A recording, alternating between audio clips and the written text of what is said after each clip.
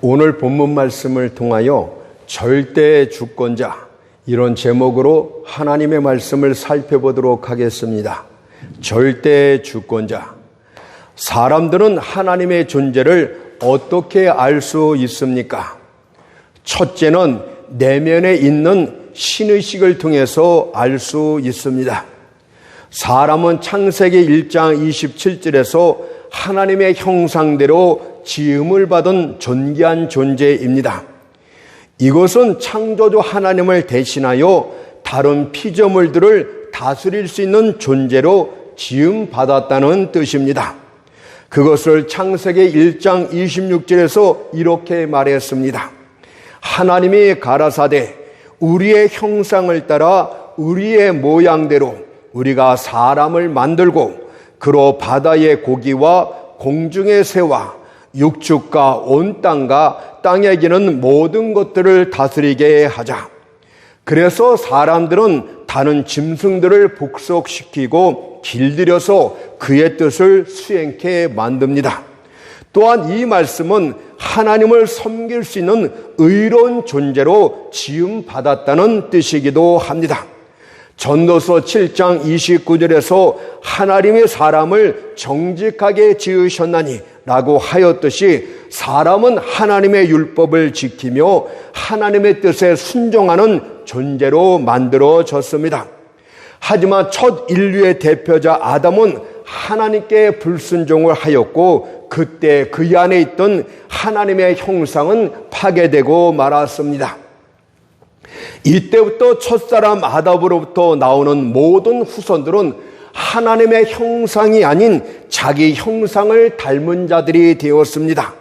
그것을 창세기 5장 3절에서 아담의 130세에 자기 모양, 곧 자기 형상과 같은 아들을 낳아 이렇게 전하고 있습니다. 이때부터 사람들은 하나님을 아주 멀리 계신 분, 도저히 만날 수 없는 분으로 여기게 되었습니다. 심지어 어떤 이는 시편 14편 1절의 말씀처럼 그 마음에 이르기를 하나님이 없다고까지 하였습니다. 그럼에도 불구하고 여전히 사람 안에는 희미하게나마 하나님의 존재를 의식할 수 있는 내적 감각이 남아 있는데 그것을 신의식 또는 종교의 씨라고 부릅니다. 성경은 그것을 로마서 1장 19절에서 이렇게 설명을 했습니다. 하나님을 알만한 것이 저희 속에 보임이라 이렇게 증거를 냈습니다. 평상시에는 하나님이 없는 것처럼 살아오던 자들도 생명의 위협을 느끼거나 위태한 상황에 빠지게 되면 무릎을 꿇고 하나님을 찾게 되는데 이것이 바로 신의식입니다. 하지만 안타깝게도 죄악으로 더럽혀진 마음은 잔재된 신의식을 통하여 참 하나님이 아닌 다른 헛된 신들을 찾고 말았습니다. 요나와 함께 배를 타고 가던 사람들이 태풍을 만나 배가 침몰할 위기에 놓였을 때 그들은 각기 자기 신들을 부르기 시작했는데 이것이 바로 삐뚤어진 신의식입니다.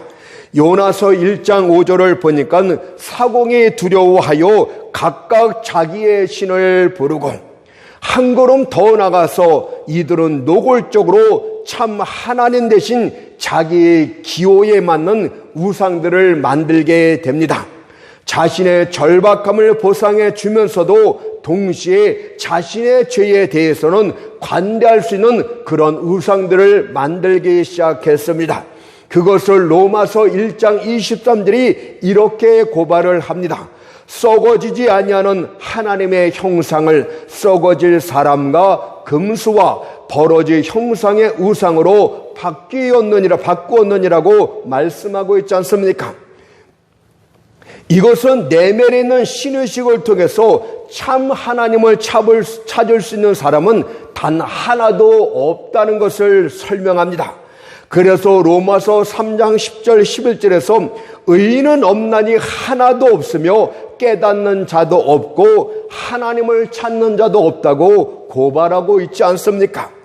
만일 하나님께서 그들 속에 하나님을 알 수 있는 새 마음을 주시지 않는다면 누구도 참 하나님을 찾을 수가 없습니다. 그래서 에레미야 24장 7절에서 이렇게 말하고 있는 것입니다. 내가 여호와인 줄 아는 마음을 그들에게 주어서 그들로 진심으로 내게 돌아오게 하리니 그들은 내 백성이 되겠고 나는 그들의 하나님이 되리라. 하나님이 여러분들 가운데서 하나님을 알 수 있는 마음을 주셔야만이 그들이 하나님께 진심으로 돌아오게 되고 그들이 비로소 하나님의 백성이 되고 나는 그들의 하나님이 될 것이라고 선포하고 있지 않습니까? 인간 마음속에는 신의식은 잔재하고 있지만 이 신의식을 떠서 참된 하나님을 찾을 수 있는 자는 하나도 없다는 뜻이, 오히려 이 삐뚤어진 신의식을 떠서 다른 우상들을 아니면 자기 자신을 신격하는 그런 죄악 가운데 점점 깊이 빠졌다고 성경이 말합니다. 그렇다면 하나님을 아는 새 마음을 가지신 여러분은 이 사실로 인하여 하나님을 크게 찬미해야 됩니다. 왜냐하면 그것은 은혜 중에 가장 큰 은혜요, 축복 중에 가장 큰 축복을 받은 증거이기 때문입니다. 그러나 이와는 반대로 아직까지도 하나님을 알지 못하는 여러분이요, 더 이상 망설이지 말고 지금 당장 주 여호와께로 나아오십시오. 그리고 여러분이 하나님에 대하여 아무것도 모른다는 사실을 솔직히 자백하십시오. 그리고 그분의 긍휼하심을 구하는 기도를 해야 됩니다. 하나님이여, 제가 지금껏 다른 우상들을 섬겨왔던 것을 용서하여 주옵소서. 이제 제게 긍휼을 베푸사 참 하나님을 알 수 있는 새 마음을 제게도 주옵소서. 이렇게 기도를 시작해야 됩니다. 그렇게 할 때 하나님의 긍휼하심이 여러분들에게 새 마음을 값없이 거저줄 수 있는 은혜가 임하게 될 줄 믿습니다. 로마서 9장 15절을 보니까 내가 긍휼히 여길 죄를 긍휼히 여기고 불쌍히 여길 죄를 불쌍히 여기리라고 말씀하셨기 때문입니다. 두 번째는 만들어진 만물들을 통해서 하나님을 알 수 있다고 합니다. 만일 정직한 이성과 정직한 마음을 가진 자라면 누구든지 지어진 만물들을 통해서 창조주 하나님을 발견할 수 있습니다. 자연을 둘러보십시오. 여러분은 이처럼 아름답고 완벽히 질서 잡힌 자연이 우연히 만들어졌다고 생각하고 있습니까? 우주 대폭발인 빅뱅에 의해서 우연히 자연이 만들어졌다고 생각하고 있습니까? 그것은 마치 수만 개의 시계 부품을 공중에 던졌을 때 그것들이 땅에 떨어지면서 자연스럽게 결합되고 조립되어 완제품의 시계가 되는 것보다 더 불가능한 확률이라는 것을 알지 못하십니까? 어떻게 과학을 아는 자들이 우연으로부터 완전함이 나온다고 주장하고 있는 것입니까?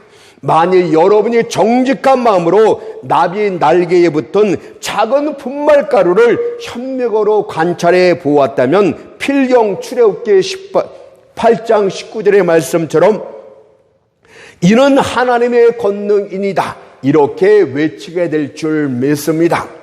이번에는 반대로 광활한 대우주를 망원경을 통해서 살펴보십시오. 그리하면 시편 19편 1절의 말씀처럼 하늘이 하나님의 영광을 선포하고 궁창이 그 손으로 하신 일을 나타내는도다 라는 시편 기자의 고백을 여러분도 하게 될 줄 믿습니다. 실제로 세상 지식인들이었던 소크라테스나 플라톤 같은 사람들의 언어를 살펴보게 되면 그들이 거의 창조주 하나님을 찾은 것처럼 보였습니다. 하지만 결정적인 순간에 그들은 부끄러운 욕심 가운데 빠지고 맙니다. 왜냐하면 자신들의 지식과 사상에 하나님 닮기를 거부했기 때문입니다. 그들은 인생들아 하나님을 알라고 외쳐야 될 것을 인생들아 내 자신을 알라고 외쳤을 뿐입니다. 그들에겐 빛이 있었지만 스스로 눈을 감고 말았어요. 그래서 성경은 그들을 이렇게 또한 고발을 합니다. 로마서 1장 21절 22절을 보니까 오히려 그 생각이 허망하여지며 미련한 마음이 어두워졌나니 스스로 지혜 있다 하나 우둔하게 되어 아무리 지혜와 지식이 충출하다 할지라도 창조주 하나님을 발견하지 못하면 그 지식에는 무서운 책임이 따르게 된다는 것을 기억해야 될 줄 믿습니다. 또한 이것은 자연세계를 연구하는 것을 통해서는 하나님을 진정으로 찾을 수 없다는 또 다른 교훈이 됩니다. 오직 성령께서 밝은 조명하심으로 성경 계시를 그들 마음 가운데 계시해 줄 때만이 하나님을 알 수 있게 됩니다. 그것을 고린도서 4장 6절에서 이렇게 말했습니다. 하나님께서 예수 그리스도의 얼굴에 있는 하나님의 영광을 아는 빛을 우리 마음에 비추셨느니라. 성령께서 성경 계시를 여러분들 마음 가운데 비춰줄 때만이 예수가 참 구세주고 하나님이 존재하고 있다는 것을 그때 비로소 알게 된다고 가르쳐주고 있는 것입니다. 생각해 보십시오. 어떻게 유한한 인간의 이성으로 무한하신 하나님을 발견할 수 있단 말입니까? 만일 유한한 인간의 이성을 통해서 하나님을 발견했다면 그런 신은 하나님이 아닙니다.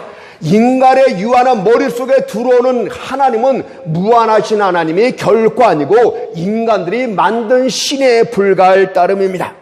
그래서 오직 하나님께서 스스로 자기 자신을 계시한 성경을 통하지 않고서는 누구도 하나님을 발견할 수 없다고 가르쳐주고 있습니다. 하나님이 만드신 이 자연 만물을 통해서도 참 하나님을 발견할 수 없고 특별 계신 성경을 통해서만이 하나님을 만날 수 있기 때문에 우리는 끊임없이 그들에게 복음을 전하고 가르쳐야 된다는 이런 의무가 있게 되는 것입니다. 그렇다면 성경 계시에 나타난 하나님은 어떤 하나님이십니까? 먼저 성경은 오직 여호와 하나님 한 분만이 참 하나님이시며 다른 신들은 존재하지 않는다는 것을 분명히 선포를 합니다. 신명기 4장 39절 말씀을 보니까 그런즉 너는 오늘날 상천하지에 오직 여호와는 하나님이시오 다른 신이 없는 줄을 알아 명심하고 성경 계시는 여호와 하나님만이 참 하나님이고 다른 신들은 존재하지 않는다. 이렇게 먼저 분명하게 선포를 합니다. 그리고 십계명에서도 다른 신들을 섬기지 말아야 될 것을 명확히 경고를 했습니다. 제1계명에선 너는 나 외에는 다른 신들을 내게 일게 말지니라고 경고를 하였고 제2계명에선 너를 위하여 새긴 우상을 만들지 말고 또 위로 하늘에 있는 것이나 아래로 땅에 있는 것이나 땅 아래 물속에 있는 것에 아무 형상이든지 만들지 말며 그것들에게 절하지 말며 그것들을 섬기지 말라고 경고하고 있지 않습니까? 그러나 하나님의 가장 큰 계명, 첫째 계명, 둘째 계명을 우리 어리숙한 인생들은 계속해서 범하고 있습니다. 그렇다면 도대체 다른 신들이란 도대체 어떤 것들입니까? 성경은 말합니다. 그것들은 인간이 만든 수곡물에 지나지 않는다고 분명히 선포를 냈습니다. 시편 115편 4절 7절 말씀을 보세요. 저희 우상은 은과 금이요 사람의 수곡물이라 입이 있어도 말하지 못하며 눈이 있어도 보지 못하며 귀가 있어도 듣지 못하며 코가 있어도 맡지 못하며 손이 있어도 만지지 못하며 발이 있어도 걷지 못하며 목구멍으로 소리도 못하느니라. 그렇다면 유일하신 참 하나님은 어떤 분이십니까? 첫째로 그분은 우주 만물을 지으신 창조주라고 성경 안에 계시되어 있습니다. 여호와께서는 모세가 그분의 이름을 물을 때 출애굽기 3장 14절에서 나는 스스로 있는 자니라 이렇게 말씀하셨습니다. 이것은 그분만이 유일한 존재가 되시며 그분이 존재의 뿌리가 되고 있다는 것을 선포하고 있는 것입니다. 한마디로 말해 그분이 창조주이시다 이렇게 선포를 하는 것입니다. 그렇다면 다른 존재하는 것들은 도대체 무엇이란 말입니까? 다른 존재들은 그분의 주권적인 의지에 의해서 잠시 존재하고 있을 따름입니다. 따라서 그것들의 존재가 그분 뜻이 아니라면 그것들은 신속히 무리했던 거품처럼 사라지고 맙니다. 지금의 우리들이 존재하지 않았던 과거가 있었습니다. 우리는 몇십 년 전으로만 거슬러 가면 여러분들은 존재하지 않았던 과거입니다. 그리고 미래에는 세상은 여전히 있을 것이지만 여러분들은 죽은 자에 속하여 더 이상 여기에 존재하지 않게 될 것입니다. 아마 50년 후 미래로 갈 것 같으면 여러분들은 이 세상에 존재하지 않는 자로 여러분들은 바뀌게 됩니다. 시편 90편 3절의 말씀처럼 주께서 사람을 티끌로 돌아가게 하시고 말씀하시기를 너의 인생들은 돌아가라 하셨사오니 너희는 흙이니 흙으로 돌아가라고 말씀하시면 그분의 주권적인 의지가 이렇게 선포되면 우리는 흙으로 돌아가게 됩니다.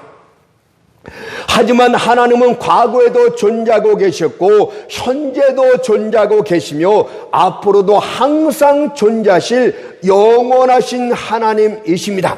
그런데 이 영원하신 하나님으로부터 존재하는 모든 것들이 나왔는데 이것을 창조라고 합니다. 창조라는 것은 영혼의 세계에서 또 시간이 시작된 것을 말하고 있어요. 영원하신 하나님에 계실 때는 시간이라는 단어가 없었습니다. 태초에 라는 말씀이 선포될 때 창조와 함께 시간이 시작이 됐습니다. 그리고 아무것도 없는 무의 세계로부터 모든 만물들이 존재하기 시작했고 그것들이 존재하는 공간들이 만들어진 것을 창조라고 말하고 있는 게 창조는 시간의 시작이며 공간의 시작이며 존재하는 것의 시작이라고 말씀하고 있습니다. 아무것도 없는 무에서부터 나왔다는 것을 성경이 선포합니다. 그것을 요한복음 1장 3절에서 만물이 그로 말미암아 지은 바 되었으니 지은 것이 하나도 그가 없이는 된 것이 없느니라고 분명히 말하고 있지 않습니까? 하지만 세상 사람들은 여전히 창조를 거부한 채 진화를 주장합니다. 그러나 진화는 생명의 기원을 절대 설명하지 못하고 있어요. 아직도 진화론을 주장하는 사람들은 생명의 기원을 설명하지를 못합니다. 생명을 자연 발생이라고 주장하고 있지만 그것은 스스로의 모순을 드러낸 것 아닙니까? 왜냐하면 생명은 생명으로부터 나올 수 있다고 주장하는 것이 바로 소위 과학이기 때문에 그들은 스스로 자신을 부정하고 있는 것입니다. 또한 진화가 사실이라면 어떤 종에서 다른 종으로 진화하는 과정에 있는 것이 반드시 보여져야 됩니다. 다시 말해서 원숭이에서 사람으로 진화하는 그 중간 단계의 종이 존재하고 있어야 되는데 그런 것들은 전혀 없습니다. 다만 창세기 1장 21에서 생육하고 번성하여 충만하는 창조주의 명령에 따라서 피조물들은 환경에 맞게 진화가 아닌 적응만 하고 있을 따름입니다. 그것은 진화가 아니라 환경에 맞게 하나님이 생육하고 번성하라고 창조주의 명령이 있었기 때문에 적응하고 있는 것뿐이라는 사실을 기억해야 됩니다. 최근에는 일부 지질학자들이 다시 강력하게 진화론을 주장합니다. 그들은 지구 나이를 측정해보니 45억 년 정도가 되었는데 성경에 나타난 모든 년들은 다 합쳐본다 할지라도 1만 년에서 2만 년밖에 안 되니 거짓말이라고 합니다. 그들은 45억 년이라 이야기하지만 수시로 1년에도 5억 년이 빠지고 10억 년이 빠지고 왔다 갔다 오리고 있지 않습니까? 웃기기 그지없습니다. 그러나 성경에 나타난 역사는 창조 역사를 기록한 것이 아니라 성경이 주목하는 특정 인물에 관해서 인간 역사를 연대기적으로 기록한 것이기 때문에 여러분들 그런 창조 연대를 기록하고 그것을 고찰하는 데는 아무런 의미가 없습니다. 뿐만 아니라 여러분들은 하나님께서 처음부터 지구나이를 지질학적으로 완전히 성숙한 상태 40억 년이 되었던 45억 년이 되었던 그렇게 처음부터 만들 수 있다는 것을 왜 믿지 못하십니까? 첫사람 아담과 하와를 보세요. 어린아이로 창조되지 않고 완전한 생명체로 완전한 성인 남녀로 처음부터 창조되었다는 것을 여러분들은 왜 부인하고 있는 것입니까?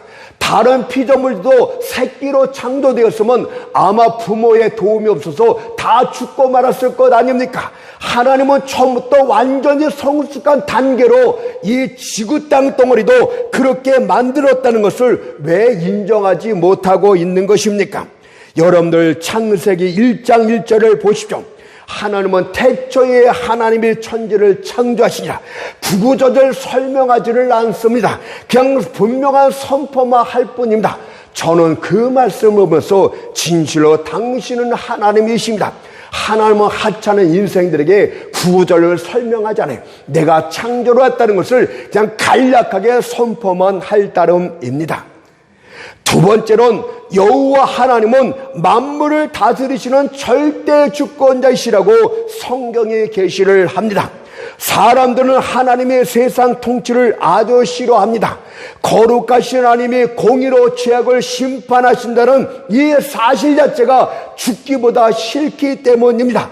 자신들의 죄악을 용서하지 않고 공의로서 반드시 심판하시겠다는 그 하나님을 너무나 싫어하고 있기 때문입니다. 그래서 그들은 세상은 스스로 돌아간다고 주장합니다.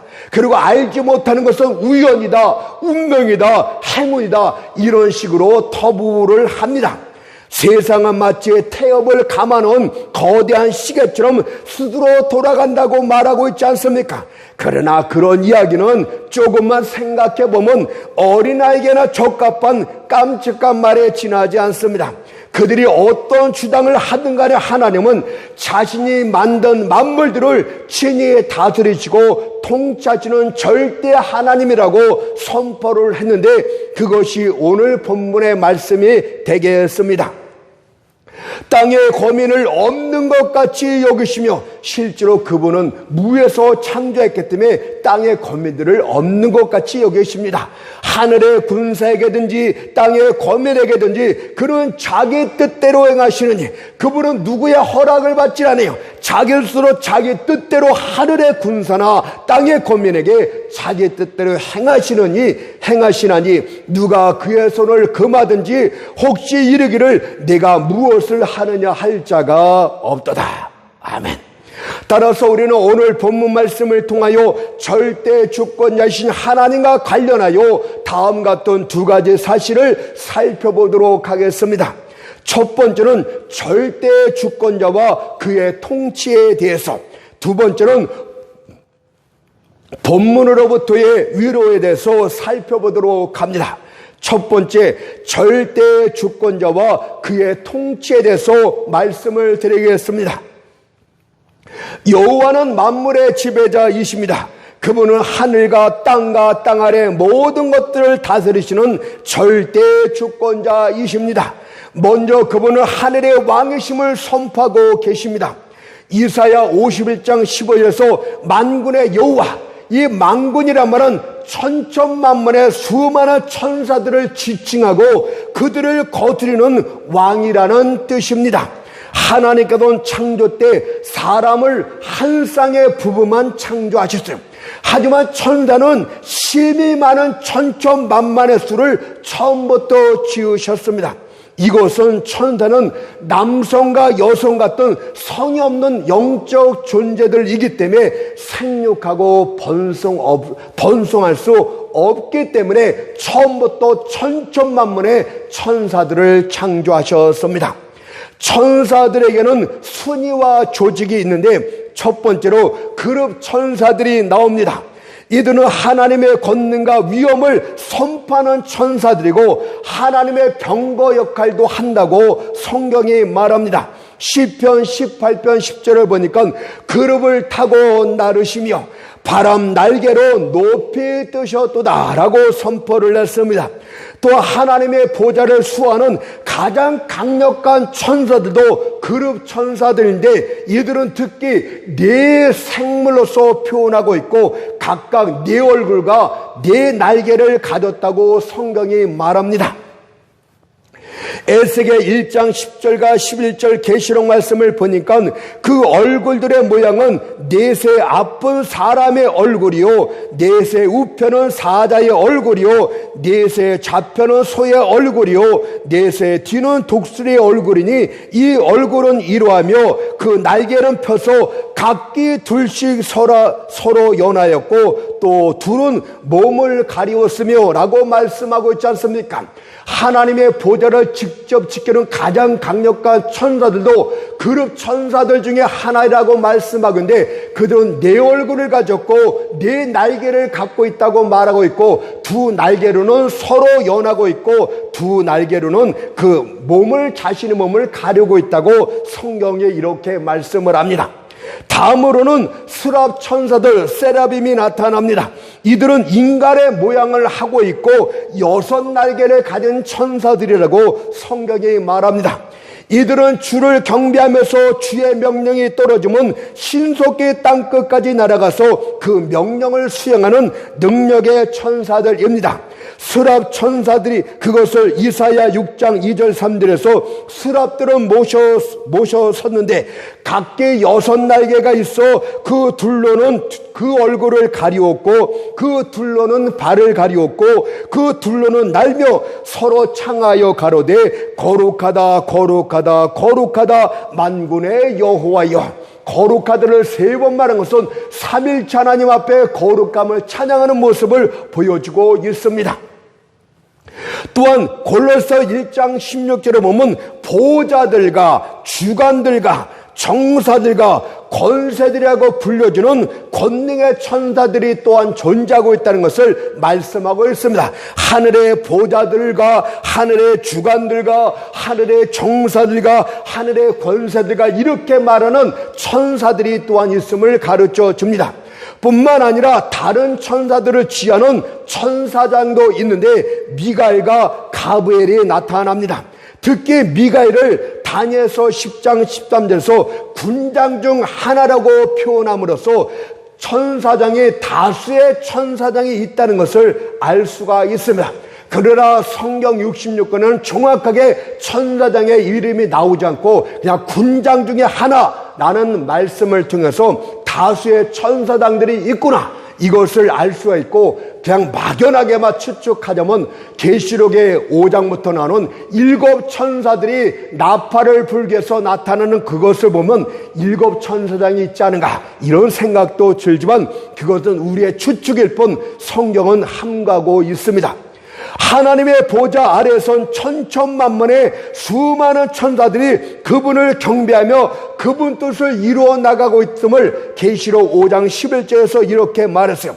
내가 또 보고 들음에 보좌와 생물들과 장도들을 둘러선 많은 천사의 음성이 있으니 그 수가 천천히요 만만이라. 여기서도 보좌는 천사들이 나오고 있죠. 두 번째로 그분은 하늘의 왕이십니다. 두 번째로는 그분은 지옥의 왕이시기도 합니다.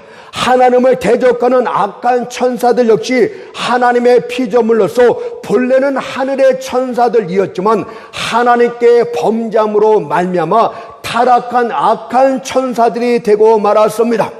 이들 타락한 천사들의 우두머리는 사단이라고 성경에 기록하고 있고, 이도 하나님께 범죄하기 전에는 하늘의 천사장 가운데 하나였음을 성경이 말합니다.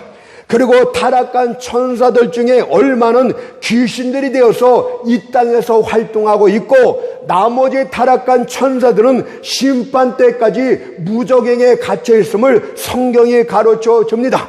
베드로서 2장 4절을 보니까 하나님의 범죄한 천사들을 용서치 아니하시고 지옥에 던져 어두운 구덩이에 두어 심판 때까지 지키게 하셨으며, 여러분들 천사들이 타락을 했는데 그 중에 얼마는 지옥의 어두운 곳에 하나님의 즉시 가둬두었고 나머지 일부는 이 땅에서 활동하게 만들어 주었고 사단조차도 이 땅에서 활동하는 것을 하나님이 뜻을 이루는 위해서 활동을 허락하셨다는 것을 우리는 눈여겨서 살펴봐야 됩니다.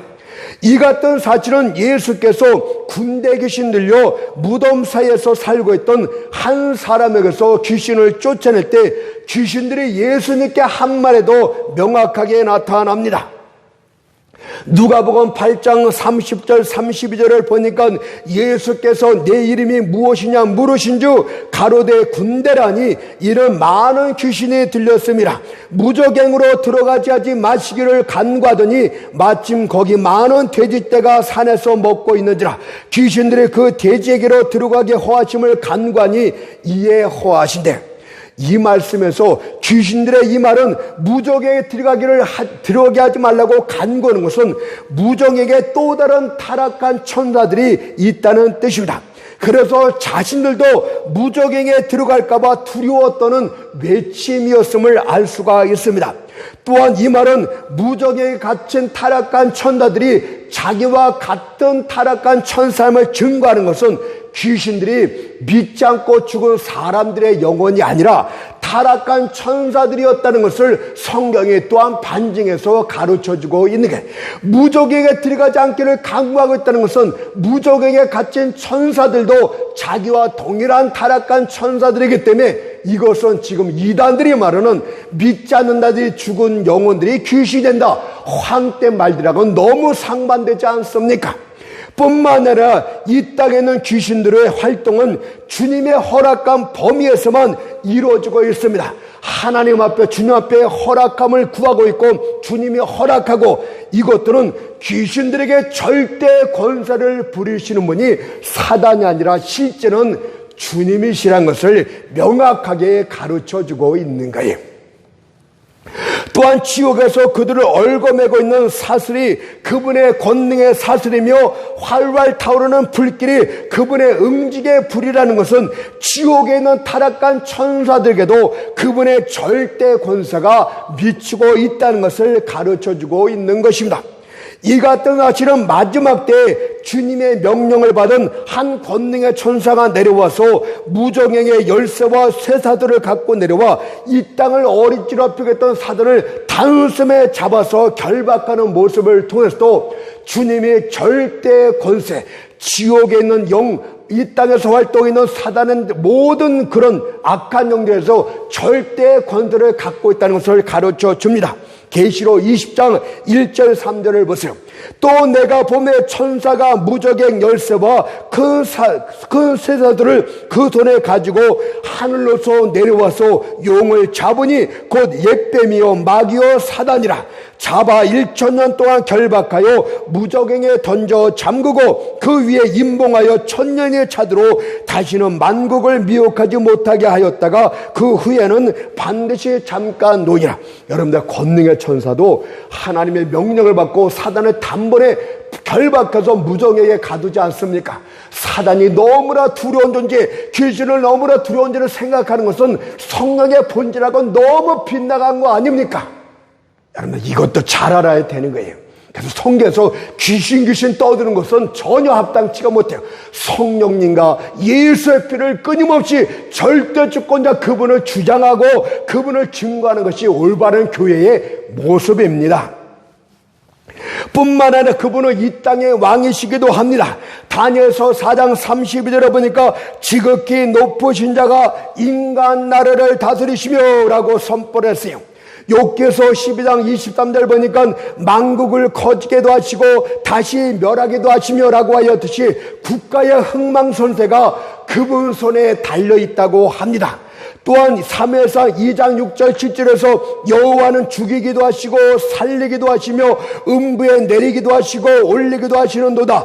여호와는 가난하게도 하시고 부하게도 하시며 낮추기도 하시고 높이기도 하시는도다라고 하심으로써 인간의 생사복도 주님 손에 절대적으로 달려 있습니다. 뿐만 아니라 세상에서 일어나는 모든 일, 모든 사건들도 그분의 절대 통치를 받습니다.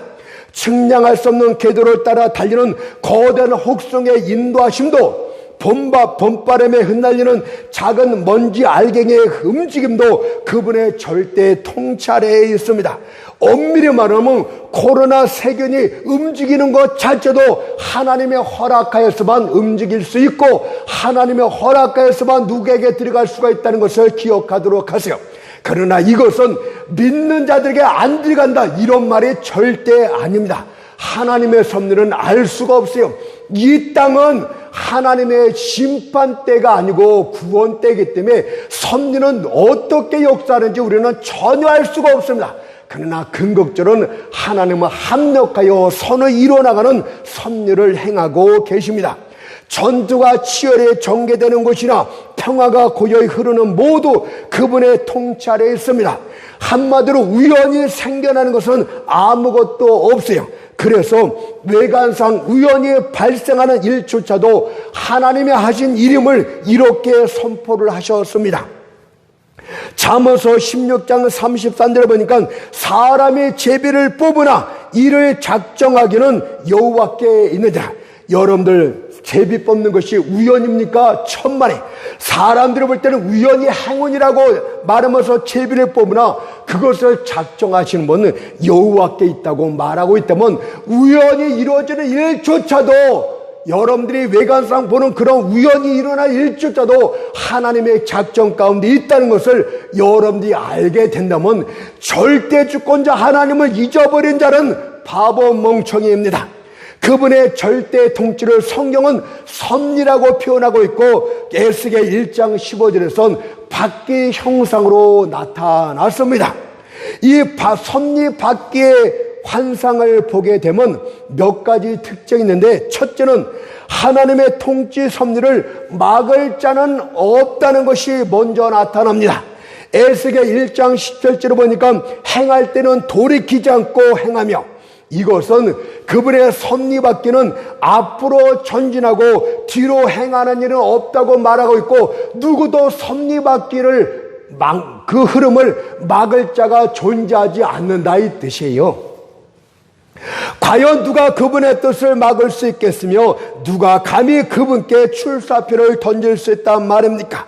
그것은 마치 기름이 맹렬한 불길에 대항하는 것 같고 왕교가 바람에 대항하는 것 같지 않습니까?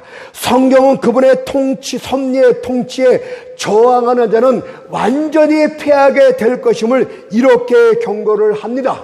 이사야 27장 4절을 보니까 진려와 형극이 나를 대적하여 싸운다자 내가 그것을 밟고 모아 불사리라. 때문에 하나님의 통치 섭리는 돌이키지 않고 곧장 그분 뜻하신 대로 앞으로 나아갈 따름입니다. 여러분은 정원 사이를 걷다 보면 거미줄이 길 가운데 가로쳐 있는 것을 보게 될 것입니다. 그러나 여러분은 그런 거미줄 따위를 아랑곳하지 않고 그냥 끊고 지나갑니다. 이와 마찬가지로 절대주권자 하나님께서는 대적들의 저항을 거미들처럼 여기시고 그냥 끊고 앞으로 지나갈 따름입니다. 농부가 광활한 경작지를 일구려고 합니다. 그런데 그것에 개미접이 있고 거기는 수십억 마리의 개미가 있습니다. 과연 농부가 그런 개미 때문에 땅을 경작한 일을 포기합니까? 그런 일은 전혀 고려하지 않고 그냥 트랙터로 땅을 갈아엎을 뿐입니다. 이것이 바로 절대 주권자의 통치 권능입니다. 두 번째는 하나님의 통치 섭리는 항상 옳다, 이것을 말해요. 에스겔 1장 하나님의 통치 섭리는 절대 권능을 갖고 있기 때문에 누구도 막을 자가 없다가 첫 번째 특징이라면, 두 번째는 항상 옳도다, 이것을 말하고 있습니다. 에스겔 1장 18절에 보니까 그 네 둘레로 돌아가면서 눈이 가득하며 라고 말합니다. 사람의 눈이 둘이라는 것은 현재 보이는 것만 본다, 이 뜻입니다. 그러나 섭리받기에는 안팎으로 눈이 가득하기 때문에 미래에 되어질 모든 일들을 다 보고 있는 중에 심지어 사람들의 마음속에 숨겨진 은밀한 일들까지 다 보시는 중에 통치하고 섭리하십니다. 그 그런데 어떻게 그분의 통치에 실수와 오류가 있을 수 있단 말입니까? 사람들은 계획을 세웁니다. 나는 이 건축물을 완성하겠다고 큰소리를 칩니다. 그러나 예기치 못한 일을 만남으로써 그들은 그 계획을 중단하거나 포기해야 됩니다. 하지만 하나님은 결코 그렇게 하지 않습니다. 실수는 인간이나 하는 것입니다. 그래서 본문에서 말하기를 그는 자기 뜻대로 행하시나니 누가 그의 손을 금하든지 혹시 이르기를 내가 무엇을 하느냐 할 자가 없도다라고 선포를 하고 있는 거예요. 그렇다면 여러분들이요, 절대 주권자 그분 앞에 그냥 겸손히 엎드려서 이렇게 외치며 노래하도록 하세요. 계시록 19장 6절 7절의 말씀처럼 할렐루야, 주 우리 하나님 곧 전능하신 이가 통치하시는 도다. 우리가 즐거워하고 기뻐하여 그에게 영광을 돌렸어요. 하나님의 백성들은 전능하신 그분이 통치하는 것이 즐겁고 기쁜 일이고, 그래서 그분께 영광을 돌리고 돌려야 됩니다. 지배하는 것은 여호와께서 하실 일이고 순종하는 것은 우리가 할 일이기 때문입니다. 두 번째는 본문으로부터의 위로에 대해서 잠깐 말씀드리고 마치겠습니다. 첫째는 담대한 용기를 갖게 만드는 말씀입니다. 만일 절대 주권자가 내 편이라면 과연 무엇이 두렵고 무엇이 불가능하단 말입니까? 그래서 로마서 8장 31절에서 만일 하나님이 우리를 위하시면 누가 우리를 대적하리오라고 하였고, 히브리서 13장 6절에선 주는 나를 돕는 자시니 내가 무서워 아니하겠노라고 선포하고 있지 않습니까? 소년 다윗이 칼과 창과 단창으로 무장한 거인 골리앗상에서 뭐라고 외쳤습니까? 사무엘상 17장 45절 말씀 보니까 나는 만군의 여호와의 이름 곧 네가 모욕하는 이스라엘 군대의 하나님의 이름으로 네게 가노라고 선포하고 있지 않습니까? 이 외침은 믿음의 담대함이 넘쳐나고 있는 것 아닙니까? 하나님이 우리와 함께 할 수만 있다면 거인 골리앗 같은 것은 난쟁이가 되고 맙니다. 거인 골리앗의 큰 창과 큰 칼은 썩은 막대기가 되고 맙니다. 때문에 다윗은 이렇게 외친 것입니다. 이 덩치큰 녀석은 죽은 신의 총에 불과할 따름이다. 과연 만군의 여호와가 나와 함께 하시는데 무엇이 두렵단 말이냐? 비록 내가 어리고 작은 소년일지라도 반드시 저놈의 목을 베리라 라고 담대히 외쳤던 것입니다. 하나님의 백성들이 위태한 때에 두려워하지 않고 요시고 자신을 지켜주신다는 것을 확신하고 있기 때문에 담대할 수 있는 것입니다. 인간이라는 상한 갈대처럼 연약합니다. 그러나 하나님이 우리의 힘이 되어주실 수가 있습니다. 또한 하나님은 우리의 피난처가 되어주시기도 합니다. 세상에서 가장 완전한 안전한 피난처가 바로 하나님 품 아닙니까? 여러분은 포근한 하나님의 품이 어떤 것인지 알고 있습니까? 어미의 날개 밑에서 도표소를 찾은 새끼 병아리의 평안함이 바로 그것입니다. 그것을 시편 91편 4절 6절에서 저가 너를 그 깃으로 덮으시리니 내가 그 날개 아래 피하리로다. 그의 진실함은 방패와 손방패가 되라니 너는 밤의 놀램과 낮에 흐르는 살과 흑암 중에 행하는 연병과 백지의 황폐케 하는 파멸을 두려워 아니하리로다고 말씀하고 있지 않습니까? 예를 들어서 어떤 위태한 상황에 빠졌다고 칩시다. 그때 여러분들은 자기 뜻대로 만물을 주장하시는 절대 주권자 하나님을 절대적으로 믿어야만 됩니다. 왜냐하면 어떤 자도 어떤 사건도 하나님의 장종을 떠나서 독단적으로 행동하거나 일어날 수 없기 때문입니다. 하찮은 참새를 사고 파는 것도 하나님의 허락이 있어야 된다고 말합니다. 머리털 같은 아주 작은 일도 하나님의 허락이 있어야 된다고 말합니다. 마태복음 10장 29절 30절을 보세요. 참새 2마리가 한 아사리온에 팔리는 것이 아니냐. 그러나 너희 아버지께서 허락지 아니하시면 그 하나라도 땅에 떨어지지 아니하는지라. 너희에게는 머리털까지 다 세신 바 되었으니 가장 큰 일부터 작은 일까지 하나님의 허락하에서만 이루어지 심지어 가장 좋은 일부터 가장 나쁜 일까지도 그분의 허락하에서 이루어집니다. 그래서 이사야 45장 7절에서 나는 빛도 짓고 어둠도 창조하며 나는 평안도 짓고 환난도 창조하느니 나는 여호와라. 이 모든 일을 행하는 자니라고 말씀하고 있지 않습니까? 심지어 세상 권세자의 마음도 그분 손안에 있다고 합니다. 잠언서 21장 1절에 보니까 왕의 마음이 여호와의 손에 있음이 마치 보혜물과 같아서 그가 임의로 인도하시느니라. 이것은 마치 농부가 삽으로 논물을 이리저리 흐르고 바꾸는 것처럼 절대주권자 하나님이 왕들의 마음을 자기 뜻대로 주관하신다는 뜻이 아닙니까?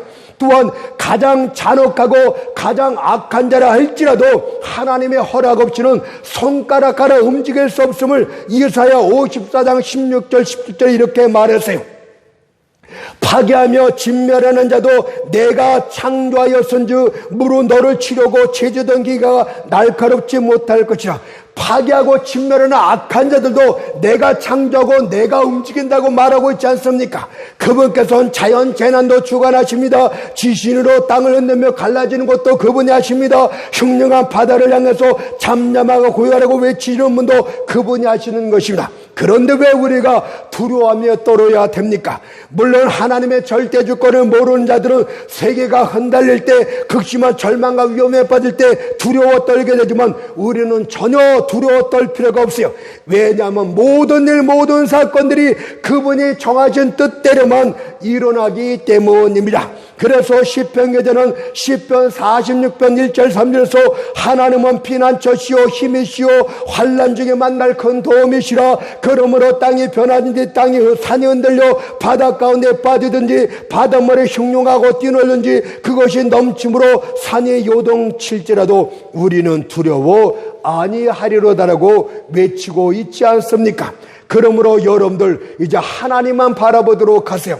여러분들 밤에 아름답게 노래하는 나이팅게일처럼 여러분도 어두운 고난의 밤에 여호와로 인하여 기뻐 노래할 수 있어야만 됩니다. 시편 16편 8절 9절에서 내가 여호와를 항상 내 앞에 모시며 그가 내 우편에 계심으로 내가 요동치 아니하리로다. 이러므로 내 마음이 기쁘고 내 영광도 즐거워하며 내 육체도 안전히 거하리니. 이제 결론을 맺겠습니다. 진정으로 절대주권자 하나님이 내 하나님이 맞다면 항상 그분을 간절히 찾도록 하십시오. 시편 40편 1절의 말씀처럼 하나님이여 사슴이 시냇물을 찾기에 갈급한 같이 내 영혼이 주를 찾기에 갈급하다는 말씀이 고난의 때에 여러분들의 고백이 되어야 됩니다. 인생을 살아가면서 주님 없이 한시도 살아가지 마십시오. 만약 그분이 여러분과 함께하지 않는다면 그것은 살아있어도 죽은 자와 똑같은 것이기 때문입니다. 그러나 세상 기쁨이 다 사라져 없어진다 할지라도 절대주권자 하나님을 의지하는 자는 영원히 마르지 않은 축복의 섬을 가진 복된 자임을 믿어야 될 줄 믿습니다.